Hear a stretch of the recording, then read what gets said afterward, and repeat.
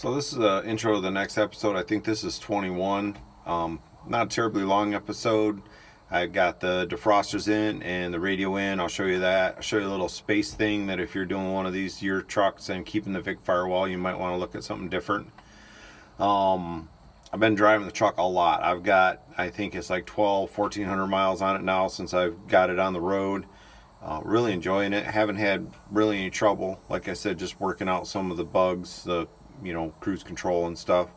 But it's just super enjoyable to drive. Took it down to Woodward. I got a couple stills I'll throw in this video for you. The Woodward Dream Cruise this year, 2018. It's always fun going down there. Back to the Bricks, went down there. That's in Flint. So yeah, August around here is like, that's the car month around here. And just really been enjoying it. And I do plan to do my video for what I'll do different or the same if I was to do another one. Not that I plan to at this point, but just to help other people out. Thanks for watching. Like I said, I've got a couple stills, and then I got a little clip. Got caught in the rain one day in the rain from work and grabbed a little bit of video. So thanks for watching, and here we go for the next episode.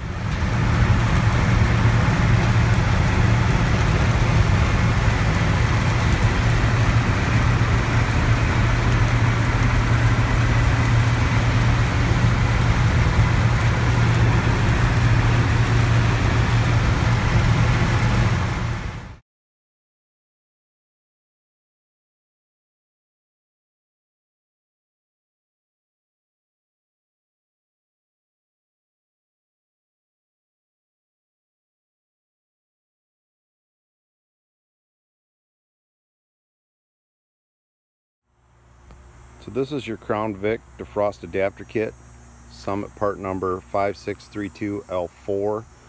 You get this piece that sets on top of the defrost. You get these pieces that go with the old truck. They're just painted or primed, and then you paint them to match. 4 clamps and some flex tube. All that was a lie. I made these pieces here. Obviously I bought the clamps and the hose. Made these up to drop in. The original ones of the truck were shot. This piece got a little over involved. Once it's in the truck, I'll kind of show you why. Bolts on there, a little bracket for the radio, and that just sets on top, and then that plate blocks off.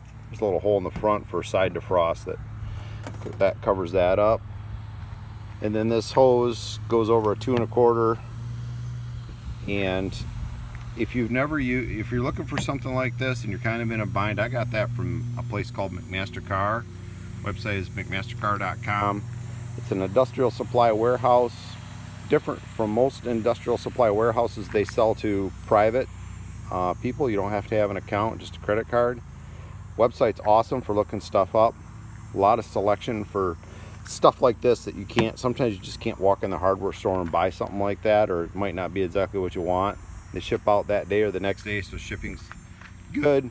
And the website really gives a lot of description when you're looking at something.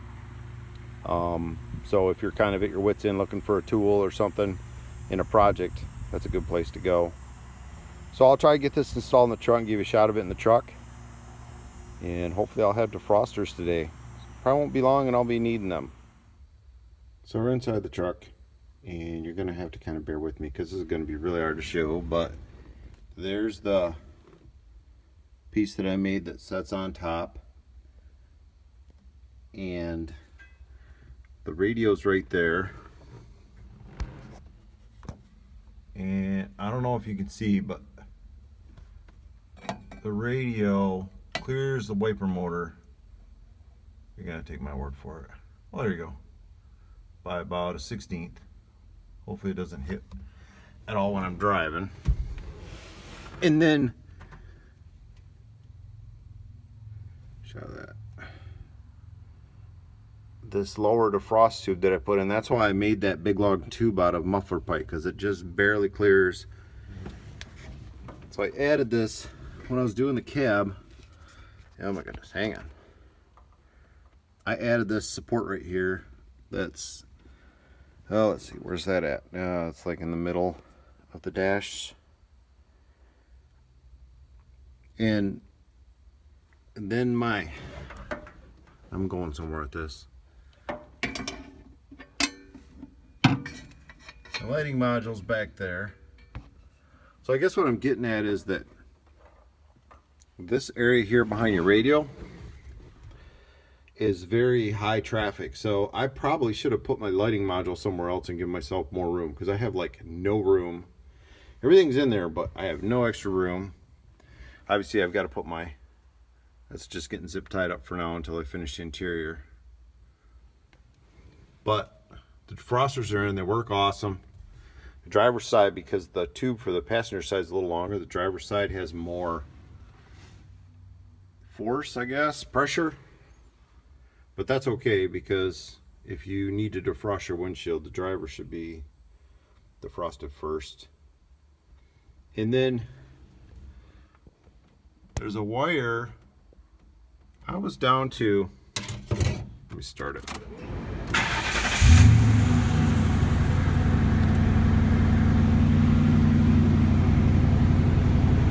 I was down to one idiot light on the dash, and that was for the airbag.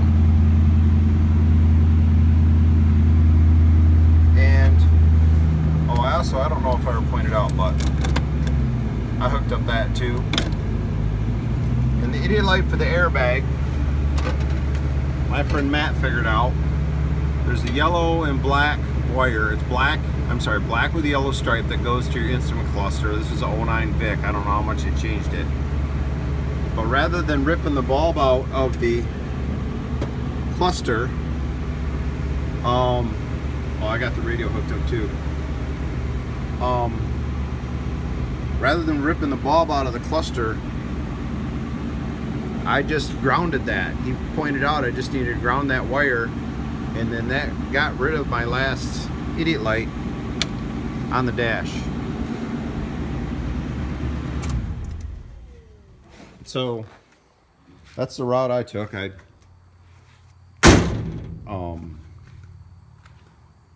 Rather than ripping the dash apart, I just grounded that, and the airbag light went off. So when there's a ground supplied, it's the airbag system's happy, and when there's no ground, it throws the light.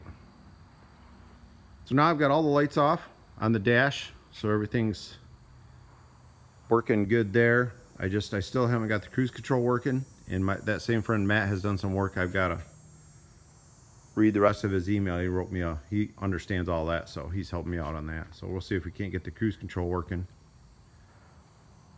But I think I'm gonna make this a wrap for this episode. Just some odds and ends, some rambling, defrosters, and put this together. I still need to do my what I'll do different, what I'll do the same episode. I do plan on doing that. I've got to make a list on that. But thanks for watching. So